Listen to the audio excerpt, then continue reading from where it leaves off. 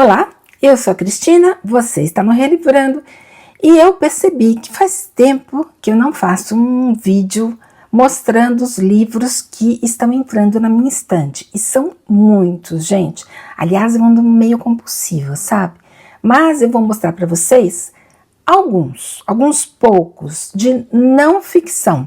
E eu sempre separo os livros de ficção e de não ficção, porque eu acho que fica um vídeo menor e também fica um vídeo mais direcionado, mais fácil para vocês assistirem, inclusive.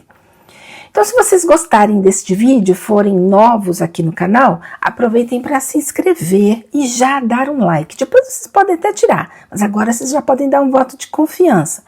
E vocês que já são inscritos, verifiquem se a inscrição de vocês continua ativa. E todos vocês façam comentários, porque eu respondo todos os comentários. E isso, tudo que vocês fizerem, ajuda muito a divulgar o canal e desde já eu agradeço. Eu vou começar mostrando para vocês um livro sobre este rei aqui, que foi o Carlos Magno, tá? Que é considerado o pai da Europa. Então, como eu leio muitos livros de história, né, e livros de romance histórico também, o nome dele sempre surge. Eu nunca li nada especificamente sobre o Carlos Magno. E eu comecei a procurar livros dele e vi que pouquíssimos autores de língua inglesa falam sobre ele. E aí, num dos comentários, né, sobre as minhas procuras aí, a pessoa disse: olha, você está procurando um lugar errado. Comece a procurar autores espanhóis, franceses, italianos, historiadores desses países, porque aí sim eles vão falar do Carlos Magno. E não é que é mesmo? Eu acabei encontrando este livro aqui no sebo. Então, todas as vezes que vocês virem este selo aqui, é porque eu comprei um livro usado. Este aqui é um livro absolutamente novo, eu sempre falo isso. As pessoas compram os livros, não leem, nem abrem e já vendem para o sebo. E eu dou sorte de pegar, né? Então esse aqui tinha acabado de chegar no sebo, de entrar ali na estante, e eu já peguei. E por que que eu me interessei e me interesso, né, em ler alguma coisa sobre o Carlos Magno? Olha só, ele herdou o Império Franco em 768. E aí ele, por meio de conquistas, diplomacia, alianças de casamento e tal, já no início do século IX, o império dele incluía a maior parte do que a gente conhece hoje como Europa. Então, assim, a França não eram assim divididos na época, mas hoje são. Então, só para uma referência de vocês.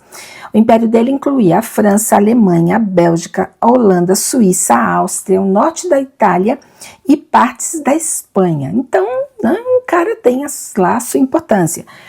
E eu não queria um calhamaço de 1.500, 2.000 páginas. Eu não preciso disso. Eu preciso entender quem foi esse Carlos Magno e qual foi a importância dele. Então eu encontrei este livro aqui, desse autor Alessandro Barbero, que é um historiador italiano, que escreveu este livro aqui, que é um livro erudito, mas ele escreveu numa linguagem simples, né? Diz aqui que é uma linguagem fácil de a gente entender e gostosa de ler. Era o que eu queria. Então parece que eu encontrei, certo?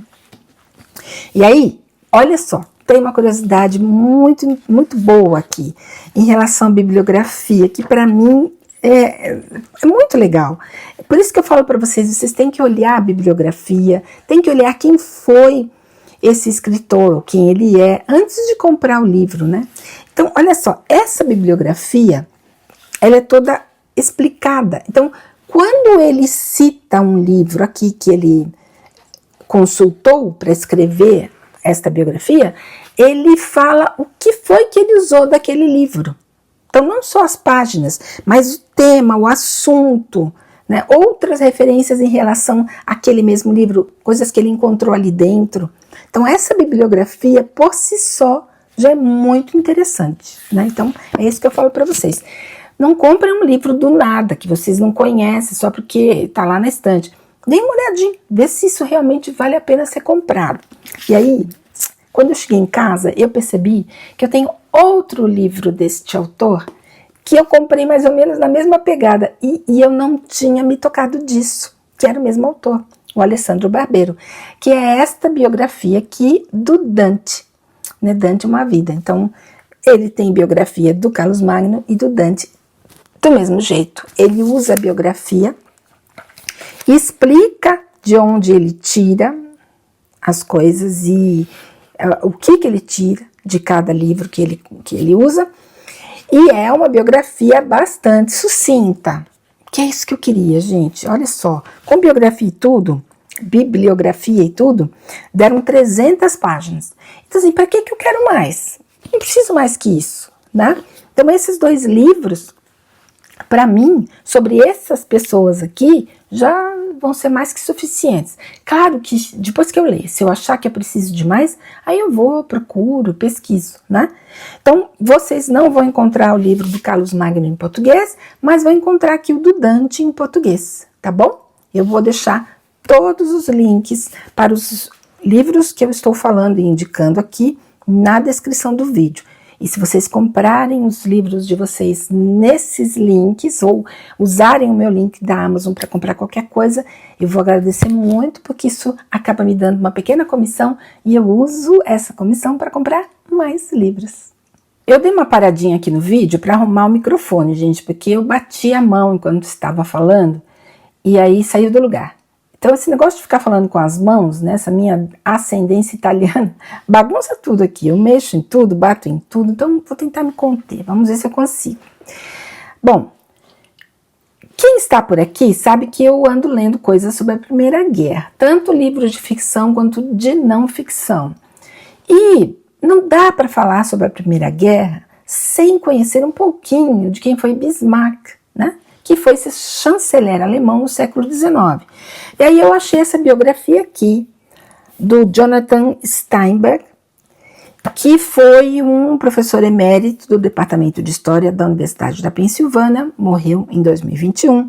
Ele era especialista em temas relacionados à Alemanha, né, ele era americano, e escreveu esse livro aqui, que segundo o New York Times... Olha eu de novo batendo o microfone. Oh, meu Deus do céu. De novo. Bom, voltando. Segundo o New York Times, foi um best-seller. Agora, raciocinem comigo. Um livro, uma biografia sobre o Bismarck, ser um best-seller nos Estados Unidos, a gente não vai forçar um pouquinho a barra, não? Eu acho que o New York Times às vezes pesa a mão, né? Mas o livro é bem comentado, bem estruturado, né, em termos de bibliografia. O cara é um escritor respeitado, né, foi um professor respeitado. Então, o livro está aqui e certamente ele tem seu valor. E aí, falando de Bismarck, eu encontrei um outro livro. Então, deixa eu só dar uma olhada aqui, quer ver? Esse do Bismarck, que vocês vão encontrar aí na lista, na descrição do vídeo, ele é de 2011, tá? Esse aqui, que vou mostrar agora, também é sobre o Bismarck, mas ele é de 2023, bem mais recente, e ele não fala só do Bismarck, mas ele vai falar da Guerra Franco-Prussiana, porque olha só, o Bismarck foi chanceler de 1862 a 1890. Então, não é que ele lutou na Primeira Guerra, não é isso, mas ele tem... todo o governo dele influenciou, formou a Alemanha, né, todo aquele ethos alemão do século, da segunda metade do século XIX, e até chegar aí na Primeira Guerra. Então, ele foi muito importante. Inclusive, ele governou durante essa guerra, que foi essa Guerra Franco-Prussiana, que ocorreu de 1870 a 1871. Então, ele é uma figura muito importante. A Guerra Franco-Prussiana é muito importante. Então, essa autora juntou aqui as duas coisas, né? E me parece que ela vai falar sobre essa guerra do ponto de vista do governo do Bismarck, o que é muito interessante. E aí eu já tinha um livro, e este livro aqui é mais antigo, Esses 2 livros eu comprei novos, tá, gente? Esses daqui eu não comprei em sebo, não. Esse que eu vou mostrar agora, que é de 2003, eu comprei em sebo. E paguei, inclusive, caro, $20. E é deste Geoffrey Worrell. Esse Geoffrey Worrell é um professor de História Militar da Universidade do Norte do Texas, que, coincidentemente, tem uma unidade aqui pertinho, na cidade de Denton, bem perto aqui onde eu moro. E ele é especialista em táticas e estratégias de guerra. Então, muito provavelmente esse livro aqui tem uma outra abordagem, né? Este aqui, né, que é a biografia do Bismarck, vai falar dele, este e do período dele, né, como chanceler, muito provavelmente. Este aqui vai falar da guerra e do Bismarck, né, então os 2 entrelaçados, e esse aqui provavelmente vai falar das táticas usadas e das estratégias usadas aqui nessa guerra. Então são 3 livros que me parecem que se complementam. E aí deixa eu falar o seguinte, por que eu ponho post-its aqui nos livros? São recados para mim mesma, para eu não esquecer, por exemplo, por que eu comprei o livro, a qual tema ele se liga. Este aqui está dizendo que eu tenho que ler o livro que chama La Débâcle, que é um livro do Zola, que está aqui, com outros recadinhos, tá vendo? Então, por que tem esses recadinhos aqui? Inclusive, eu vou deixar essa capa aqui desse livro. É um livro de romance histórico, tá? Então, eu fiz uma gambiarra aqui e coloquei esse romance histórico no meio dos livros de não ficção. Então, o que são esses recadinhos aqui? É para eu lembrar que este livro aqui tem a ver com essa guerra franco-prussiana, o nome dos livros que eu já tenho sobre essa guerra, o livro do Bismarck, né, que eu deveria ler alguma coisa sobre ele, eu deveria ler alguma coisa sobre o romantismo alemão. Então, esses recadinhos são para mim mesma, eu deixo na estante dessa maneira, tá? Por isso que eu estou colocando a capa do La Débâcle aqui para vocês, que esse é o título, inclusive, em inglês também, né? Eles não traduziram, e que quer dizer o desastre, tá? Então, isso mostra para vocês como que eu faço essas leituras serem complementares, não são livros soltos, né, por aí. Nem o do Carlos Magno, que eu mostrei para vocês, é um livro solto, né? Ele tem a ver com a história, né, da Europa, que é uma coisa que faz todo sentido se você quer entender como é que a Europa está hoje, né? Como que aconteceu do que aconteceu no século XX, tá bom? Então, isso é para vocês verem como que é o encadeamento aí das minhas compras. Ainda que eu seja compulsiva, elas têm uma razão de ser, elas têm uma certa lógica. E ainda nesse tema aí, tentando conhecer um pouco sobre a Europa, né, a história da Europa, sem ler um livro sobre a história da Europa, né, eu achei este livro aqui na livraria, que é sobre a Prússia. Então, é A Ascensão e Queda da Prússia, de 1600 a 1947, do Christopher Clark. Aliás, esse livro aqui, eu coloquei no Instagram. Eu fiz uns stories mostrando para vocês como que eu escolho os meus livros quando eu estou na livraria. Geralmente eu já chego na livraria com uma lista, né? Eles nunca têm o que eu quero. Mas, às vezes eu vou lá com o coração aberto, pego alguns livros que estão na estante e fico folheando, fazendo as minhas pesquisas, né? Bibliografia, autor e tudo mais. E encontro pérolas como essa daqui, né? Este livro aqui. Vamos lá, ele é de 2006 e estava lá na estante.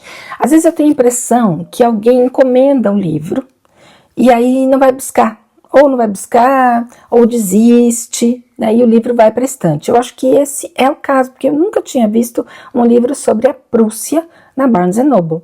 E aí eu mostrei esse livro no Instagram para vocês, falei da diagramação, que é apertadinha, né, um livro de 800 páginas, pesado, né, em todos os sentidos, difícil de ler, né, em todos os sentidos, mas que também é um livro mais para consulta, né? Se eu quiser saber qualquer coisa sobre a Prússia, certamente eu vou encontrar aqui. E este autor, o Christopher Clark, né? Ele é um professor da Universidade de Cambridge. E vocês conhecem ele no Brasil, porque esse livro aqui eu não encontrei em português. Mas este outro aqui, aliás, os outros dois dele, que eu também mostrei no Instagram, tem em português, que são os Sonâmbulos, né? O primeiro é os Sonâmbulos, que ele conta como que a Europa entrou na Primeira Guerra, né? O que aconteceu, né, para a Europa entrar em guerra. E este livro aqui, que é Primavera Revolucionária, que é a guerra entre 1848 e 1849, que criou, diz ele aqui, um novo mundo. Então, esse também tem em português. Então, estão aqui 3 livros desse historiador. Então, como eu já sabia que ele era bom, né, porque eu já tinha referência desses 2 livros, eu resolvi investir nesse livro aqui da Prússia, né? E, como eu falei, dificilmente eu vou ler de ponta a ponta, né, gente? Mas é um livro para consulta. E só uma curiosidade sobre esses livros do Christopher Clark, é que todos eu comprei novos, porque quando você encontra um livro dele no sebo, é bastante manuseado. Então isso me mostra que é um autor bastante lido. É um bom sinal, não é não? Eu acho, né? Agora, esses 2 aqui são livros também novos, tá? Esse amarelado é porque está muito tempo na estante, né? Então, por estar muito tempo na estante, esses livros aqui acabam amarelando, mas a gente vê que não foram manuseados de jeito nenhum. Não tem rabisco, não tem aquela coisa que a gente faz quando abre o livro, né, que força aqui a lombada, não tem nada disso. Então, são 2 livros do mesmo autor, que é esse James Barr, tá? Esse autor aqui, ele é um historiador inglês, que é um professor convidado do King's College em Londres, né, que não é pouca coisa, né, eu acho, né, um professor convidado para uma universidade em Londres, né, eu acho isso muito legal. Enfim, ele escreveu esse livro aqui, que ficou muito famoso, porque ele conta um pouquinho da história da briga anglo-francesa pelo Oriente Médio entre 1914 e 1948. Então, vejam, tem tudo a ver com a Primeira Guerra, né? Então, é um livro, A Line in the Sand, que conta, então, essa briga entre a França e a Inglaterra pela posse, né, do Oriente Médio. Inclusive, começa na Primeira Guerra e vai terminar aqui com a Constituição, né, com a criação do Estado de Israel. Tá? Esse livro aqui é famoso aqui, eu descobri isso, também não sabia, muito lido, encontrei por um acaso na estante e achei muito interessante o tema, por ter a ver com a Primeira Guerra e por a ver também com o Oriente Médio, que é um tema também que eu leio, que eu gosto, né, porque envolve o Islã, e eu gosto de ler sobre o Islã, tá? E aí o segundo livro dele continua, né, Lords of the Desert. Então, aqui ele falou da briga da Inglaterra com a França, e daqui ele está falando da briga entre os britânicos e a América para dominar o Oriente Médio. Então, esse aqui já é um outro período. Deixa eu ver que período que ele pega aqui. Ele começa em 1945 e aí vai até, acho que 1967. Eu acho que é isso, tá? Então, ele pega o mesmo tema em 2 períodos diferentes, né, consecutivos. E os países que estavam brigando pela posse, pela hegemonia e pela dominação aí do Oriente Médio, por vários motivos, né? Então a gente vai descobrir lendo esses 2 livros. Eu não sei vocês, mas eu achei esse tema super interessante. E como eu olhei aqui, né, minha pesquisinha, bibliografia, tá tudo certo, tudo bonitinho. Então eu achei que valia a pena, tá certo? E usados em excelente condição. Aí eu queria mostrar essa autora aqui, que é a Regine Pernod. No Brasil, ela é muito mais lida do que aqui, eu acho, porque é muito difícil encontrar livros dela traduzidos para o inglês. Então, ela morreu em 1998 e ela era conhecida, ou reconhecida, como uma das mais importantes medievalistas do século XX. Né? Então, ela tem vários livros, né? Livros que falam sobre a Idade Média, não como uma Idade das Trevas, pelo contrário, né? Ela começa a falar sobre as qualidades, as coisas boas que aconteceram na Idade Média e que esse apelido, né, de Idade das Trevas não procede. Né? Ela fala sobre as mulheres na Idade Média, ela fala sobre a Joana d'Arc, que é um livro que eu quero muito, que eu não encontro aqui, que eu vou encontrar em português. Então, né, eu vou tentar ler este livro aqui, que é Those Terrible Middle Ages, que é Debunking the Myths. Então, o que ela vai fazer? Ela vai derrubar os mitos, né, da Idade Média neste pequeno livro aqui.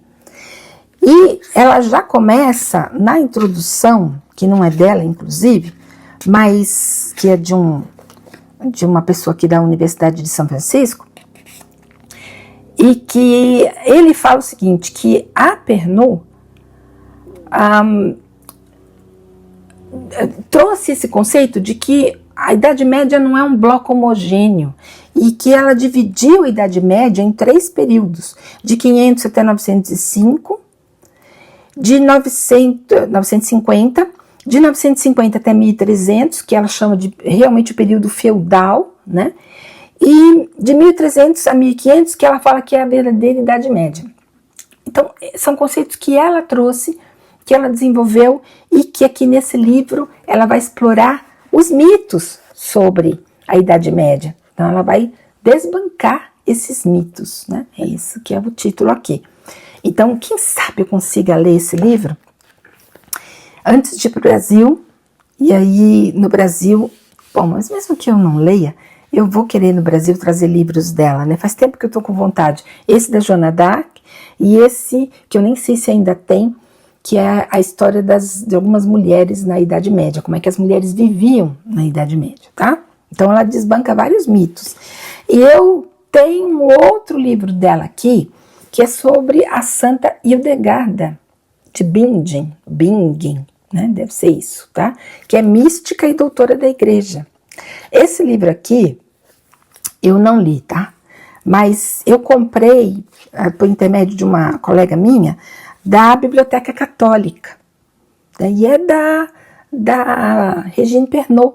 Ela tem um livro, tem livros sobre outras santas, inclusive a Joana d'Arc, né? E eu vou deixar aqui no link, não este livro aqui, mas o livro que vocês encontram na Amazon sobre a Santa Hildegarda, tá? Que aí vocês não precisam ficar sócios do clube católico, né? Aliás, se quiserem, excelente, tá, gente? Porque essas edições são lindas. Eu tenho um outro livro que é sobre o Anchieta, que é também dessa editora. Olha só que bonito, né? Vem sempre com algum mimo dentro, um cuidado nas edições. Olha isso, uma cartinha. Olha que coisa bonita. É muito bonito. Então, claro, se vocês quiserem ficar sócios aí do clube, eu acho que vale muito a pena, né? Olha só. Contracapa, muito legal. Folha de guarda, né? Desculpa, folha de guarda e a contracapa. E, claro, aqui dentro é muito agradável de ler. Muito bom esse livro, gente. Então, se vocês quiserem, claro, né? Essa aqui é a editora católica.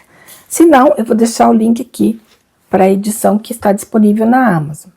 E, finalmente, eu vou mostrar para vocês uma biografia do Paulo, do São Paulo, do apóstolo Paulo. E que sempre eu via ali, entre os livros de religião, destacado, que é desse autor, que é, como é que é o nome dele? Nicholas Thomas Wright. Vocês vão encontrar vários livros desse autor traduzidos para o português, inclusive este aqui, Eles são todos lançados pela editora Thomas Nelson. Aliás, são edições muito bonitas, gente. E este autor aqui, ele é um autor inglês, especialista em Novo Testamento, pesquisador em Oxford e é teólogo paulino. E aí me chamou a atenção esse livro, porque vocês estão vendo que é o Paulo, né, retratado aqui, mas não como santo. Ele está sendo retratado como uma figura histórica. E isso me chamou a atenção, porque eu vi aqui que ele não vai falar sobre o santo apenas. Ele vai falar também sobre o homem, né? Ele vai trazer toda a história em torno do Paulo, inclusive o momento histórico, né, em Roma, todas as características sociais, históricas, culturais desse momento. Ele vai falar sobre o caminho do Paulo, vai falar sobre o Evangelho, vai falar sobre o que ele criou, sobre as cartas, mas tudo isso contextualizado historicamente. Então, para mim, chamou muita atenção o teor aqui do livro, né? Essa parte histórica. Eu não sei absolutamente nada sobre São Paulo, não sei nada sobre o que ele fez, eu só sei um pouco sobre o que ele deixou escrito, então vai ser muito interessante ler. Eu tenho muita vontade de ler esse livro aqui, fiquei várias vezes olhando para ele ali na livraria e aí resolvi comprar, finalmente, tá? Mas como vocês estão vendo, né, a pequena amostra que eu trouxe para vocês, tem muita coisa para eu ler, todos assuntos, na minha opinião, muito interessantes, livros que me parecem muito bons, e eu gostaria que vocês deixassem aqui os comentários de vocês. Eu vou reforçar sempre. Claro que eu não consigo ler tudo isso, gente, é impossível. Eu não tenho vida útil para ler tudo isso, mas é a minha biblioteca, é assim que ela está sendo formada, né? E ela vai ser formada até o dia que eu morrer, porque vão sempre entrar novidades, vão sair livros que eu não gosto, não li, não gostei. Então, a biblioteca é isso, ela é viva, tá? Então, entendam. Eu mostro os livros aqui, não significa que na semana que vem eu vou fazer um vídeo falando sobre este livro aqui, por exemplo. Não é isso, tá? Eu compartilho com vocês o que entrou de novo na minha estante. E é isso, espero que vocês tenham gostado. Deixem comentários, eu respondo todos e adoro ler os comentários de vocês. Uma excelente semana.